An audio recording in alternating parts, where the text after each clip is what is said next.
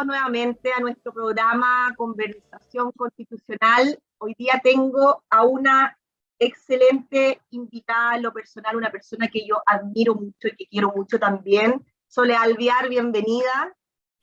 Muchas gracias, Pilar.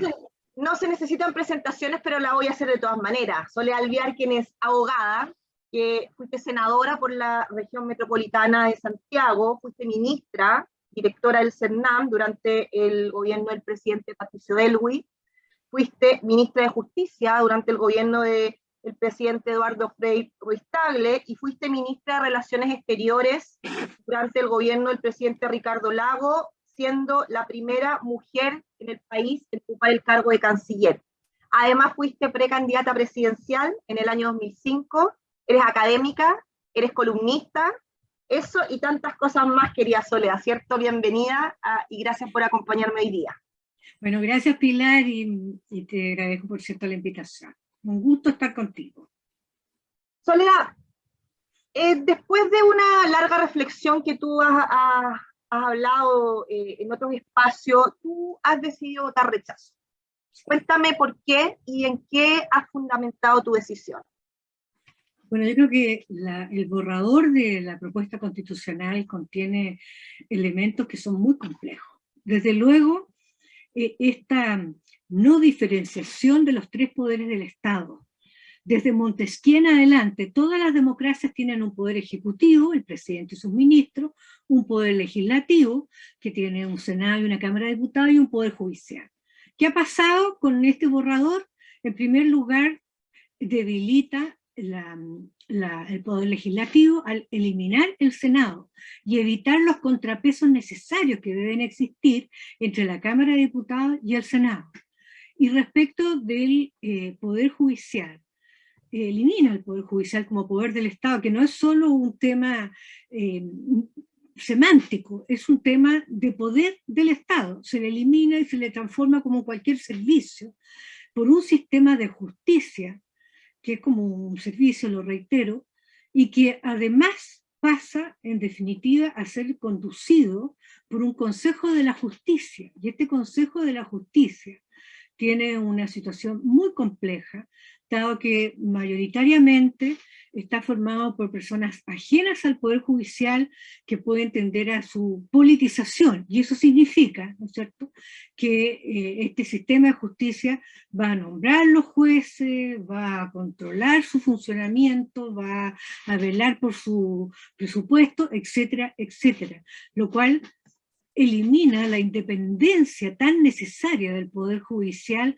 para que todos los ciudadanos, todos quienes nos están viendo, y las que nos están viendo, tengan la garantía de que el Poder Judicial les respeta sus derechos y que también se los va a garantizar. Pues la forma, cuando a ti te vulneran un derecho, es recurrir al Poder Judicial. Y si ese Poder Judicial está politizado, bueno, mayorías pueden, en definitiva, conducir. Otro de los temas que a mí me preocupó y me preocupa sobremanera es la plurinacionalidad. La plurinacionalidad que, en definitiva, alguien lo decía por ahí, puede transformar al Estado chileno en una península, en que va a tener varias autonomías o naciones, desde luego las regionales, pero también las indígenas. Y como nosotros no tenemos solo mapuches, sino que tenemos distintas etnias, bueno, resulta que pueden formar distintas naciones que van a ser autoadministradas, van a poder contar con un patrimonio, y lo más increíble además es que van a tener su sistema de justicia propio, que implica que ellos van a tener distintos derechos y una distinta justicia al resto de los chilenos. No olvidemos que la plurinacionalidad en las únicas dos constituciones del mundo en las cuales están es Ecuador y Bolivia, en donde existe un número enorme de indígenas y mayoritario. En Chile, los pueblos originarios representan el 12%, vale decir, el 88% de la población chilena somos mestizos. La gran mayoría. Entonces, ¿qué puede explicar el hecho de que nosotros tengamos plurinacionalidad cuando somos mucho más los mestizos que los pueblos originarios. Y además se genera otro tipo de complicaciones, desde luego en relaciones exteriores. Fíjense lo que pasó con Argentina cuando la ministra de Interior habló de Wallmapu, que en Argentina inmediatamente protestaron porque eso incluye parte de Argentina. Y eso significaría que Wallmapu o los mapuches podrían formar una nación y donde se delimita la nación. Lo mismo los aymaras en el norte, y en fin. Y esto genera problemas de debilidad de un Estado que va a tener distintas naciones y que geopolíticamente pasa a ser un Estado dividido en distintas naciones y un Estado más débil, tanto en lo nacional como también en lo internacional.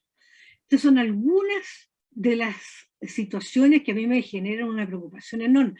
Incluso hay otra que es el pan de día que estamos viviendo el día de hoy, que es el tema de seguridad.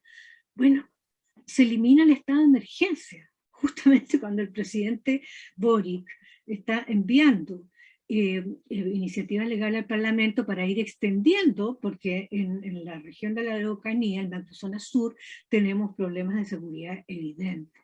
Entonces, ¿cómo se elimina una medida que busca la tranquilidad de la ciudadanía en circunstancias que se está ocupando hoy día? No es que se esté ocupando los gobiernos anteriores, se está ocupando y el propio presidente Boric hoy día la pide al Congreso para poder funcionar bien y sin embargo no está en el borrador de la Constitución.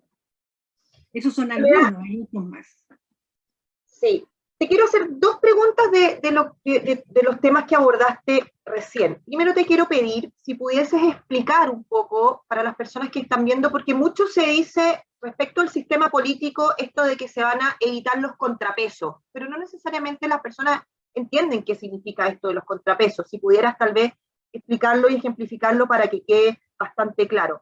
Y lo segundo es preguntarte tu opinión, porque comparto tu análisis respecto a la plurinacionalidad y en esta suerte de espíritu indigenista que estuvo en la convención, ¿tú crees que esto responde a algún tipo de reivindicaciones o responde a qué? Parto por lo último. Dale. Recordemos que la plurinacionalidad, recién lo señalé aquí, está en la Constitución de Bolivia. El ex vicepresidente de la República de Bolivia fue el que influyó enormemente en la Constitución boliviana.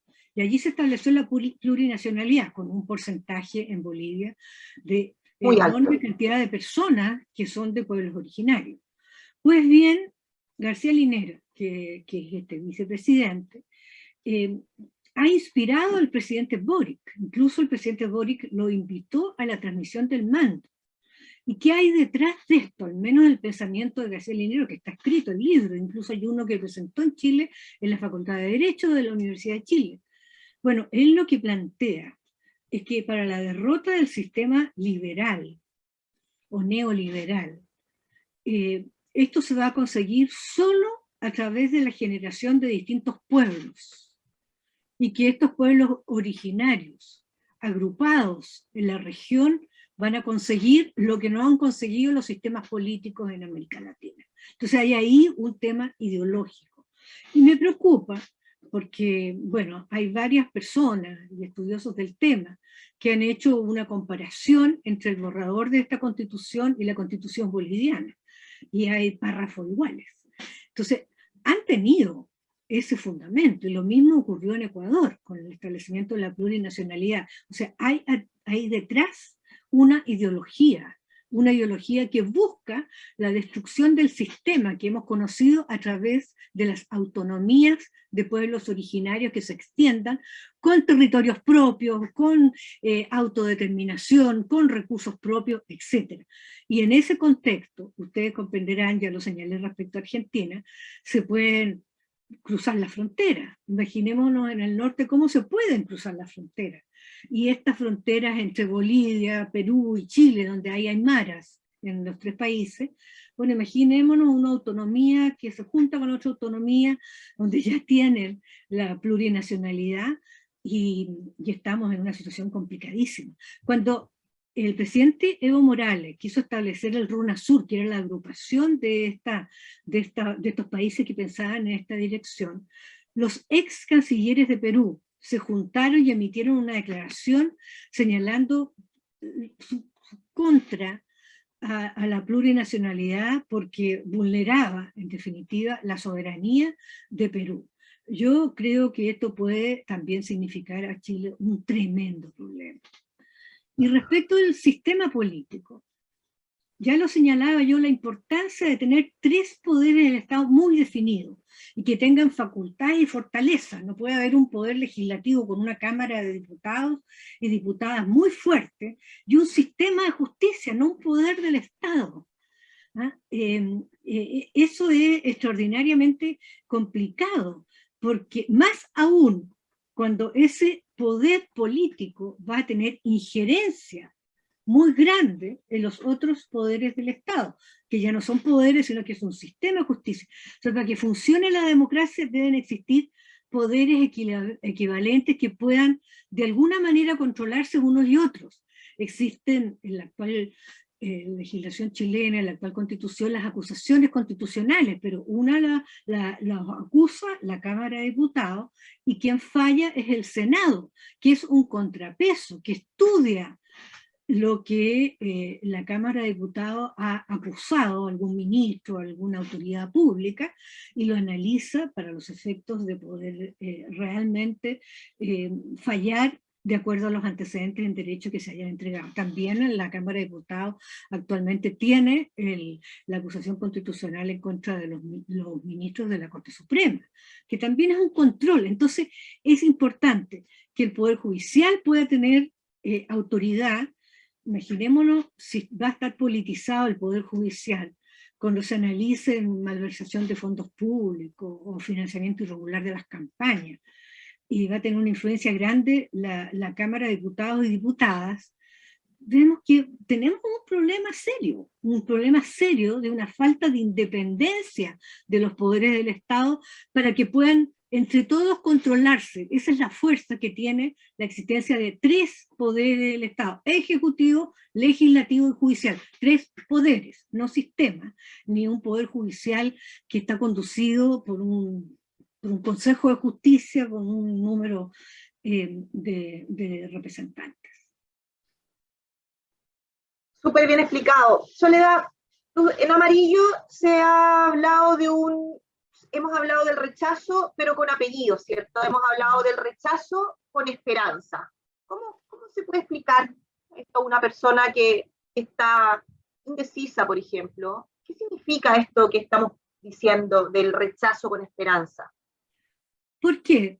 En primer lugar, porque Amarillo formamos parte de un grupo ciudadano en los cuales todos estuvimos votando en el no en el plebiscito, todos votamos por aprobar la nueva constitución. En fin, todos queremos una nueva constitución, pero no la constitución que tenemos que resolver en el plebiscito del 4 de septiembre. Lo que tenemos que ahí decir es si aprobamos porque queremos esta constitución o no la aprobamos porque no queremos esta constitución, queremos otra. ¿Qué queremos los amarillos? Queremos una nueva constitución para Chile, que responda a las necesidades de Chile, que sepa unir a los chilenos. Esta constitución que se ha trabajado en la convención es un borrador que ha generado disputa y ha polarizado nuevamente el país. Cuando hubo un acuerdo en la Cámara de Diputados para los efectos de tener una nueva constitución, también se buscaba la paz social. Esta nueva constitución no buscó la paz social. Lamentablemente, y a mí me duele decirlo, desaprovechó una oportunidad y no unió al país, sino que lo polariza, igual a como lo teníamos en octubre del 2019 cuando se produjo este estallido.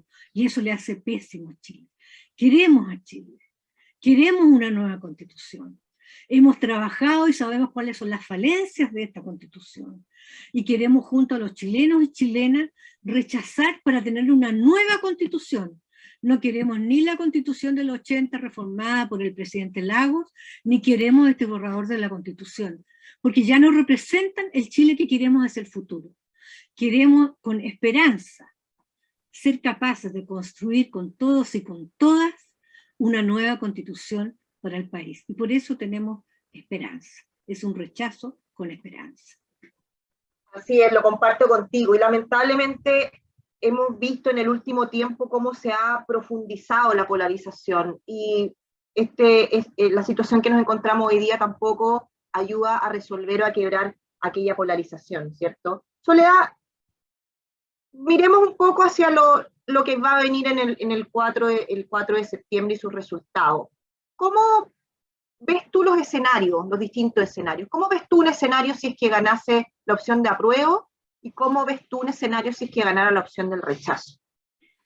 Si gana la opción del apruebo, a mi juicio, lamentablemente se mantiene la polarización en el país. Seguimos divididos. No hemos sido capaces de encontrar la paz social.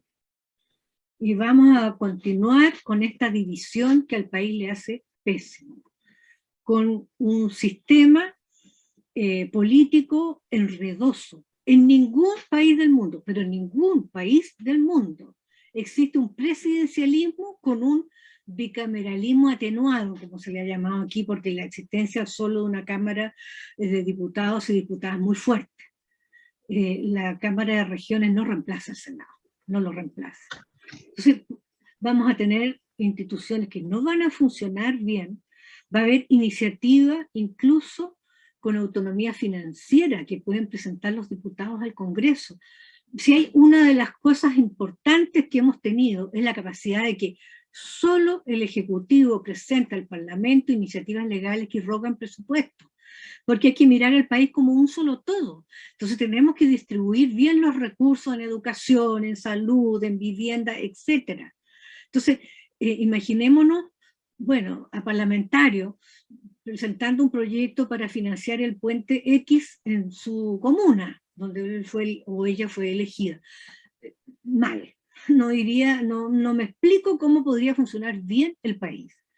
El rechazo permite tener una nueva constitución.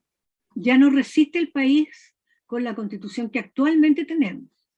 Va a seguir entonces el trabajo para una nueva constitución que sea una buena constitución que nos permita realmente poder vivir en paz, que nos permita recuperar la amistad cívica, profundizar la democracia y tener poderes del Estado que efectivamente puedan controlarse unos a otros y podamos efectivamente ejercer los y las ciudadanas los derechos que nosotros tenemos. Entonces, el apruebo significa dejar la Constitución tal cual. Ustedes saben que además no se va a poder modificar nada de aquí a 4 años porque van a esperar a elegir un nuevo Congreso, una nueva Cámara de Diputados y Diputadas. Y entonces tenemos una Constitución pétrea que no se va a poder modificar. En cambio, el rechazo con esperanza es para construir esa Constitución que Chile se merece.